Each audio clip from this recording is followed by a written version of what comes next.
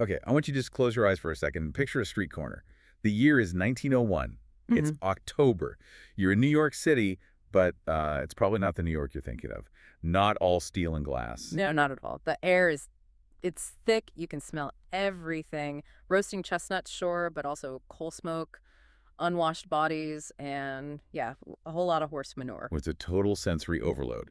And if you're standing at just the right spot, let's say near Union Square, you are witnessing one of the most extreme contrasts in, well, maybe all of human history. It's true. You look one way up Fifth Avenue and you see it, the Gilded Age. Carriages with rubber tires, women in these incredible silk dresses and furs, just pure excess. But then you turn around, you look south towards the Lower East Side, and you're staring into, well, an abyss. It's just teeming with people, push carts, and a kind of poverty that's hard to even imagine. The population density was staggering. It rivaled the worst slums anywhere in the world. London, Bombay, you name it. It's a tale of two cities, literally stacked right on top of each other. And that friction, that really dangerous space between the penthouse and the pavement, that's exactly where we're going to be living for this deep dive. Mm-hmm. We are cracking open the book For the Love of Mike by Rhys Bowen. Now, you just saw this on a shelf, you'd think, okay, historical mystery, a whodunit. Which it is. And it's a very, very good one. Absolutely. But the reason we picked this one, the reason we're talking about it today, is because it works as this remarkably detailed, like a sociological tour of 1901 New York. It's like a time machine that focuses on the people that the big history books usually just gloss over. That's it, exactly. Our mission here isn't just to, recap the plot about a missing girl or some stolen dress designs. We want to use our protagonist, Molly Murphy, as a lens to explore the real social struggles of that time. Right. We're talking about the plight of women trying to find any kind of independence, the immigrant experience, just the brutal reality of the sweatshops and the rise of organized crime, the gang. It's a lot to cover, but our guide through all this, Molly, is fantastic. Let's introduce her. Molly Murphy. Sure. She is. She is not your typical Victorian heroine. She's an Irish immigrant. She's got this fiery red hair, a temper to match, and she has found herself in a really peculiar situation. Yeah, she's basically inherited a private investigation agency. Inherited is a very polite way of putting it. Well, yeah. She was the apprentice to this legendary PI named Patty Riley. He's passed away, and instead of closing up shop, which is what any sensible woman of the time would have been told to do, Molly just keeps the lights on. I love that she renames it J.P. Riley and Associates. It's brilliant. It's her first real act of defiance. She knows no one's going to hire a woman detective, so she invents a male boss who is just perpetually out of the office. But despite the clever name on the door, her reality is grim. She's completely broke. I mean, she's literally living off of cash she found tucked away in an old filing cabinet. And she's got these bohemian roommates in Greenwich Village, Sid and Gus, who are great characters, but they're not exactly helping with the rent. And that's the crucial starting point, isn't it? Her desperation. She isn't doing this for the thrill of it. She's doing it to eat. And that desperation pushes her towards what she thinks is the bread and butter of the private eye business. Divorce cases. Easy money. Or so she thinks. Oh, we have to talk about the Tomlinson case. It's her first real job. And it's just perfect because it sets up and then completely subverts your expectations for a hard-boiled detective story. Right. She gets hired by this wealthy woman, a Mrs. Tomlinson, who is absolutely convinced that her husband, John Baker Tomlinson III, is having an affair. The classic PI job. Yeah. Tail the husband, find the mistress, get the evidence, get paid. Simple. So Molly does the work. She's staking out a house on East 12th Street. It's raining, of course. She describes her wool cloak smelling like a wet sheep. She's just miserable. Sounds glamorous. Totally. And finally, she sees him. Mr. Tomlinson leaves the house at night. A woman lives there. In Molly's mind, that's it. Case closed. But this is Molly. She doesn't just write a report and mail it. She decides to expedite things. She marches right into Mr. Tomlinson's Wall Street office the very next day. You have to picture that scene. This world of men, cigar smoke and money, and in walks this young, red-headed Irish woman demanding to see the boss. And she confronts him. She doesn't accuse him, not really. She appeals to his quote-unquote gentlemanly nature. She basically says, look, we both know what's going on. Just give your wife the divorce she wants, and we can avoid a messy public scandal. She thinks she's being clever, efficient. And this is where it all goes sideways. Mr. Tomlinson just looks at her completely confused. He admits, yes, he visits that house every week. But the woman, It's his mother. his He mother, wasn't having an affair. He was just having tea with his mom because he couldn't stand his wife. he was a mama's boy. But here's the real twist. He actually agrees to the divorce. Molly lays it all out, and he sort of realizes, you know what? I am miserable. So he agrees. So technically, Molly succeeded. She got the result. She goes back to Mrs. Tomlinson, the client, expecting to be praised, maybe get a bonus. And instead, she gets an earful. Mrs. Tomlinson is furious. Absolutely livid. And this tells you everything you need to know about the social games of the upper class at the time. She didn't actually want the problem solved. No, she wanted the drama. She wanted to be the victim, the wronged woman. She wanted to have something to talk about at her tea parties to get all that sympathy. By proving her husband was just a boring guy who loved his mom, Molly completely ruined the narrative Mrs. Tomlinson wanted to build for herself. It's a fantastic sort of comedy of manners. But that investigation, the part where Molly is standing on that street corner, that reveals something much, much darker about being a woman in 1901. Yeah, she gets a crash course in walking while female. That's a perfect way to put it. We talk about street safety today, but back then, the public space, especially at night, belonged to men. A respectable woman simply was not out alone. And Molly is there working. She's a professional on a stakeout. But when two cops approach her, they don't see a detective. The idea doesn't even compute for them. A female detective. Impossible. They look at her, a woman alone in the dark, and they can only see two possibilities. One, she's a prostitute. Mm-hmm. Or two, she's a lookout for a gang. They actually accuse her of working for the Hudson Dusters. And it doesn't matter what she says. She tries to explain. She shows them her business card for the agency. She even puts on what she calls her haughty, upper-class voice, which she says usually works on service people. But it's totally irrelevant to them. If you're a woman who isn't visibly under the protection of a man, a husband, a father, you are, in their eyes, public property. So they arrest her. And she's thrown into the Jefferson Market jail. The description of that jail cell is just, it's so visceral, it's damp, it smells of vomit. But the thing that really surprised me was her interaction with her cellmates. Right, because she's locked up with actual prostitutes, women with punted faces in their corsets. And you'd expect Molly, who's trying so hard to be seen as a respectable professional, to be horrified. To be judgmental. But the book just flips that whole expectation on its head. The police, the wealthy client, they all treated her with contempt. These women in the cell. They're kind to her. They're kind. They made room for her on the bench. They offer her a bit of comfort. It's this incredible moment of solidarity because Molly realizes that in the eyes of the law, there is no difference between her, a business owner, and them. They are all just women without men, and that makes them vulnerable. It's a huge wake-up call for her. And she's eventually bailed out by Police Captain Daniel Sullivan. We have to talk about Daniel. Yes. Captain Sullivan, their relationship is complicated. To say the least. He's the obvious romantic interest, but he's also this very 1901 man. He's Irish, like her, but he's climbing the social ladder. He's engaged to a wealthy socialite, Arabella Norton. So when he gets Molly out of jail, he's not just relieved, he is angry. He properly lectures her. He brings up the white slave trade, which was a huge moral panic at the time. This widespread fear, part real, part xenophobic hysteria, that young women were being snatched off the streets and forced into prostitution. He's trying to scare her. Yeah. He also warns her about the gang war that's just exploding in the city between the Eastmans and the Hudson Dusters. Yeah. He's essentially saying, the city is a war zone and you are walking through it with no protection. But Molly can't afford to stop. She has rent to pay. That constant financial pressure is what pushes her into the next case. And this is where the book, for me, becomes this incredibly powerful social document. The garment industry. Yeah. This is where we go from a sort of light, quirky mystery to a really hard-hitting expose. Yeah. Molly gets a case from a man named Max Mostel.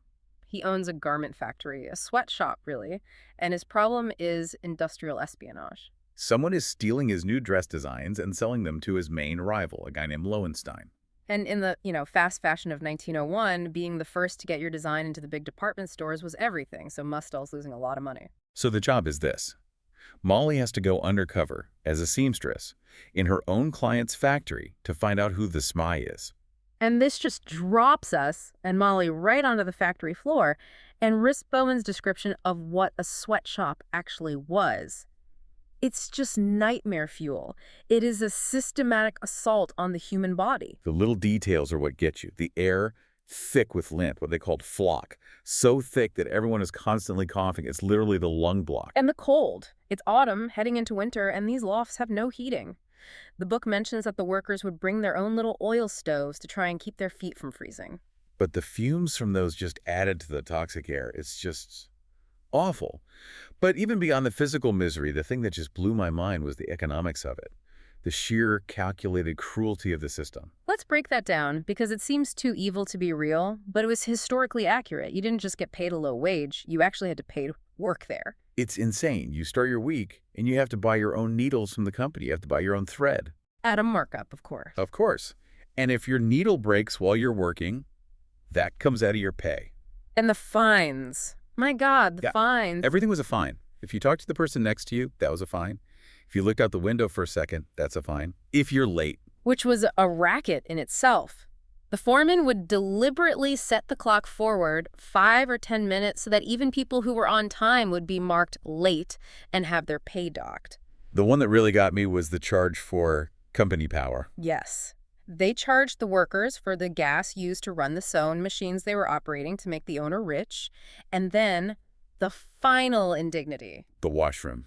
A fee to use the mirror and the towel in the washroom. It was a system designed from top to bottom to extract every possible penny from people who were already on the edge of starvation. And the person enforcing all this is the foreman. At Mosdell's shop, he's a guy they call Seedy Sam. And he lives up to the name. He's this predatory figure who uses his tiny bit of power to harass the women, touching them, making comments, knowing full well they can't afford to complain. If they lose that job, they starve. It is that simple. Molly really struggles to keep her mouth shut. There's this awful scene where a pregnant worker, Paula, gets fired just because she needs too many bathroom breaks. And Molly, she stands up to Sam, but she realizes her heroism doesn't do anything for Paula. It doesn't pay her rent. And that's a crucial insight for her. She realizes she's a tourist in this hell. She can leave. She can go home to her friends in Greenwich Village. But for the other women, mostly Jewish and Italian immigrants, this isn't an undercover gig. This is their life. Absolutely. So while Molly is dealing with the factory by day, her money problems are still so bad that she takes on a second case. And at first, it just seems like a B-plot, a distraction. But it ends up crashing into the main story in this huge, unexpected way. This is the Faversham case. A Major Faversham from Ireland gets in touch with her. His daughter, Katherine Faversham, has run away to America with a groom from their estate, a young man named Michael Kelly. The father's assumption is the classic one. This groom is a scoundrel. He's seduced his daughter for her money, or maybe even kidnapped her. He just wants Molly to find her and save the family's reputation. So Molly starts digging. She tracks them to a boarding house, but they've already left, owing rent. But she does get a lead. Someone suggests that Michael Kelly might have fallen in with the Eastman gang. And this is a point where, we have to be a little critical of Molly. She makes a really questionable ethical choice here. A huge one. She's so exhausted from the factory work, she decides to sort of outsource her investigation. She asks Seamus, who's this little street kid she's taken under her wing, to go ask around about Michael Kelly. She sends a child into a gangster's hangout. She does. She rationalizes it, thinking, oh, he's just a kid, they won't hurt a kid, he can go unnoticed, which is incredibly naive. She sends him to the Eastman's headquarters, a place called Walhalla Hall, and then nothing. Seamus doesn't come home. The panic just sets in. Molly realizes the terrible mistake she's made, that she's put this boy in mortal danger, and that leads to probably the most action-packed scene in the book. She goes to Walhalla Hall herself, alone, at night. Yeah. To get him back. And she walks right into a piece of New York history. She comes face to face with Monk Eastman himself. Who was a real person. A very real and very feared gangster. He commanded this army of over 1,000 thugs. But the book includes this one bizarre, specific, historical detail about him that you just couldn't make up. The pigeon. The pigeon. He's this hulking, terrifying brute holding a giant club, and he has a pet pigeon sitting on his shoulder. It's so strange it has to be true. Eastman assumes Molly is a spy for the rival Hudson Dusters gang, and things get very dangerous very fast. One of his thugs, a guy called Kid, tries to grab her. And then we get the hat pin moment. We have to explain what a hat pin was in 1901. This is not a tiny little pin. No, absolutely not. These were weapons. They were 6, 8, 10-inch steel spikes, sharp on one end with a decorative head on the other. They were designed to go through those massive hats and all that hair, but for women on the street, they were the great equalizer. He was their concealed carry. It really was, and Molly doesn't hesitate. She pulls it out and stabs the guy right in the arm. It buys her just enough time. Because just then, the police raid the place. Incredibly lucky timing. And of course, Captain Sullivan finds her there. He is beyond furious. But he also has news for her about the Faversham case. Yeah, and it's grim. He tells her a body was found, a man matching Michael Kelly's description. Skull crushed. Classic gang hit. But then it gets worse. They also pulled a woman's body from the East River, and it matches Katherine Faversham's description. The police theory is very neat and tidy. Michael joined a gang, got himself killed. Katherine, heartbroken, probably pregnant, threw herself in the river. Case closed. Suicide. But Molly doesn't buy it. Not for a second. And this is what makes her a good detective. She looked at the photograph of Katherine that she has. This is a woman who defied her powerful family, who crossed an ocean for love, who lived in poverty. That's not a person who just gives up. No, that's a fighter. Molly's convinced it was foul play. So now look at where she is.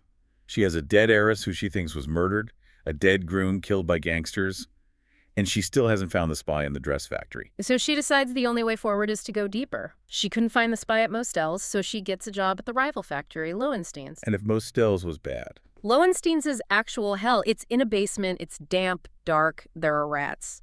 And the foreman there, a Mr. Katz, makes Seedy Sam look like a gentleman. Katz is an outright predator. There's this horrifying scene where he traps Molly in a back room using her shoddy work as an excuse to get her alone. It's a moment of pure terror, that power imbalance. But Molly fights him off, and she gets help from another worker who steps in. And this is how we meet Rose Levy. Rose is such a great character. If Molly is our observer, our guide, Rose is the catalyst for change. She's young, Jewish, passionate, and she is a secret union organizer. Rose is the future. She represents this rising movement for labor rights. She starts talking to Molly about the Ladies' Garment Workers Union and invites her to a secret meeting. And this meeting, this is where everything starts to connect. It's where the two cases collide. The atmosphere at this meeting is just fascinating. You have these terrified immigrant girls risking their jobs, maybe even their safety just by being there. But you also have these wealthy, upper-class women socialist suffragettes who were there to support the cause. It was called the Mink Brigade, this real historical alliance between the uptown society ladies and the downtown factory girls. But the bombshell for Molly drops when Rose starts talking about an English girl who used to come to the meetings. Rose says she spoke like the queen, and her name was Kathy. Or, as some of the Yiddish-speaking girls called her, Caddy. And Rose says this Kathy girl wasn't there because she needed the money. She worked in the shops by choice to understand the conditions, to help organize the workers. And the penny just drops from Molly. Katherine Faversham. Exactly. It completely reframes the entire mystery. Katherine wasn't just some runaway heiress who fell victim to a tragic romance. She was a labor activist, a revolutionary in her own way. Which totally shatters the police's suicide theory. Completely. If she was a fighter, if she was dedicated to this cause, she didn't jump in the river. She was silenced. She was pushed. It raises the stakes enormously. Was she killed because of the gang connection through Michael? Or was she killed by the factory owners, maybe Mostel, maybe Lowenstein, to stop the union before it could start? I mean, back then, hiring gang thugs to discourage union organizers was just a cost of doing business. It's at this same meeting that Molly runs into Nell Blankenship, a wealthy socialist she's met before. And there's this tense moment where Nell accuses Molly of being a spy for the bosses because she knows Molly isn't a real factory girl. Which is funny, because Molly is a spy, just not the kind Nell thinks. Molly finally comes clean, admits she's a private investigator, and they form this uneasy truce, realizing they're both fighting for justice, just from different angles. So as we wrap up our analysis here, just look at the tangled web Molly is in. She's undercover at Lowenstein's, still trying to find that corporate spy to make rent. While also dodging a predatory foreman every minute of the day. She's now actively involved with Rose in planning a strike. And on top of all that, she's basically conducting a solo murder investigation that the police have already closed. And the pressure is mounting. The busy season is about to hit the garment industry, which is when the workers have the most leverage. Rose is talking about a general strike. If that happens, a huge part of the city's economy just stops. It really brings home the incredible courage of these women. We look at old photos and see these serious faces in black and white, But women, like the fictional Rose Levy and the real women she was based on, like Clara Lemlich, they were fighting a war on multiple fronts. Oh, absolutely. Against the bosses, against the police who would beat them on the picket lines, and sometimes even against the men in their own families and unions who didn't think women should be leaders. And For the Love of Mike just illustrates that struggle so brilliantly. It's so much more than a cozy mystery. It's a tribute to that fight for basic dignity, a reminder that things we take for granted now, like a weekend or workplace safety. They were bought with blood. They really were. We're going to leave it there, right on that cliffhanger. We know the players. We know the crimes. The question is, can Molly untangle it all before it's too late? The questions are just hanging there, aren't they? If Katherine was murdered for her union work and her boyfriend was killed by a gang, is there a connection? Were the factory owners using Monk Eastman's thugs as their enforcers? It seems like a very real possibility, and Molly Murphy is about to find out. And honestly, Yeah. I would not want to be the person standing in her way. When she has that hat pin. Ooh. Definitely not with the hat pin. Thanks for joining us for this deep dive into the grit and the glamour of 1901 New York. It's a fascinating world, and it really makes you appreciate how far we've come. And a good reminder to always question the official story. We'll see you on the next one.